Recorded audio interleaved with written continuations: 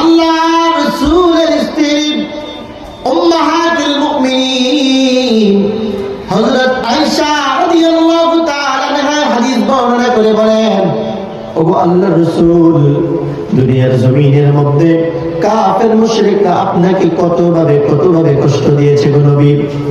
ও নবী, মক্কার জমিনে কাফেররা আপনাকে কতভাবে কষ্ট দিয়েছে, কতভাবে আপনাকে আঘাতপ্রাপ্ত করেছে। মক্কার অলি গলিতে আপনি রাসূলের কষ্টের কথা সাক্ষী হয়ে আছে। ইয়া রাসূলুল্লাহ, আমার বড় জানতে ইচ্ছে হয় গো নবী,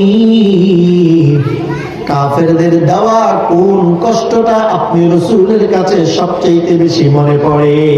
আল্লাহু আকবার। আল্লাহ রাসূল সাল্লাল্লাহু আলাইহি ওয়াসাল্লাম আয়েশার জবাবে বলেন, আয়েশা,